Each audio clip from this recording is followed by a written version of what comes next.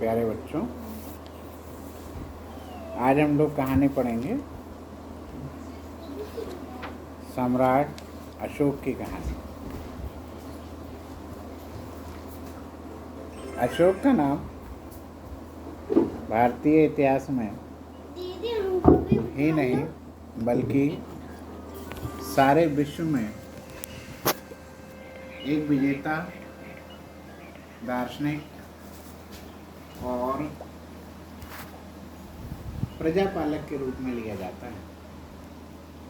सम्राट अशोक अपने आरंभिक शासनकाल में एक अनुशासन प्रिय और दृढ़ निश्चयी योद्धा थे। वे साम्राज्यवाद के पक्के समर्थक थे। सम्राट अशोक बिंदुसार के बेटे थे। उन्हें देवा नाम प्रिय और प्रियदर्शी के नामों से भी पुकारा जाता है। सम्राट अशोक ने 268 ईसा पूर्व से 232 ईसा पूर्व तक राज्य किया।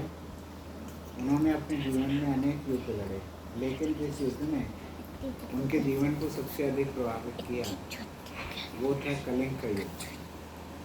कलिंग युद्ध के दारुण संहार से दुखी होकर सम्राट अशोक ने अपने इस ऐतिहासिक विजय के बाद तलवार रखकर मानवता की सेवा की शपथ ली। कलिंग युद्ध में अपनी आंखों से घायलों की देखकर, उनके परिवारों के दुख को सुनकर अशोक का हृदय द्रवित हो गया। उन्होंने प्रतिज्ञा की कि अब मैं कभी तलवार नहीं उठाऊंगा, युद्ध नहीं। इतिहास इस बात का साक्षी है कि इस युद्ध के बाद वास्तव में उन्होंने शांति और अहिंसा का मार्ग अपनाकर बौद्ध धर्म स्वीकार किया और उसके बाद वो धर्म भगवान बुद्ध की शरण में चले गए। बौद्ध धर्म अपनाने वालों ने प्रजा के लाभ और कल्याण के लिए अनेक काम किए।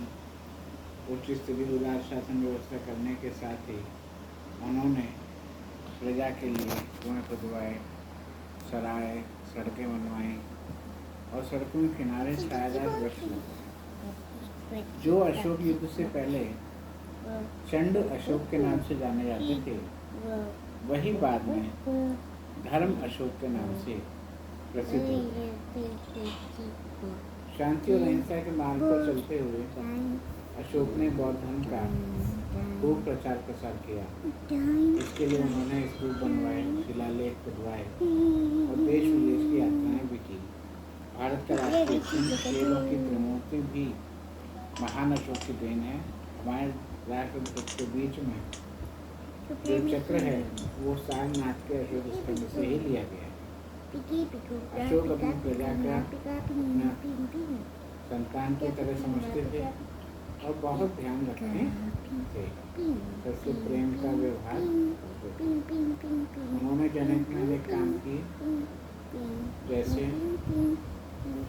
पशु बलि पर रोक लगाना, अंधविश्वासों का विरोध करना, हिंसा से अहिंसा की ओर चलना।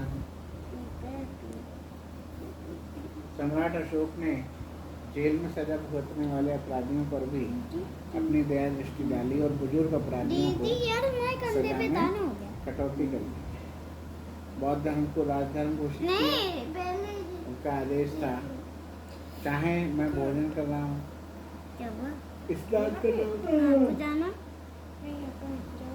सवारी कर रहा हूँ, महल या बगीचे में हूँ, लोकहित के कामों के लिए सदैव तत्पर हूँ। इन्हीं लोकहित के नीति के कारण उन्हें सम्राट महान अशोक की उपाधि प्राप्त हुई। उन्हें अपने पुत्र महेंद्र और पुत्री संघमित्रा को भी बौद्ध धर्म के प्रचार प्रसार के लिए श्रीलंका, चीन, सुमात्रा आदि देशों में भेजा। अशोक ने शिला स्तंभों पर खुदवाया कि मेरे राज्य में लोग परस्पर मेलजोल से रहते हैं, एक दूसरे के धर्म का आदर करें। सभी संप्रदायों में धर्म के सार में वृद्धि हुई। उनके इस लेख से स्पष्ट हो जाता है कि वे सही अर्थों में एक कल्याणकारी शासक थे।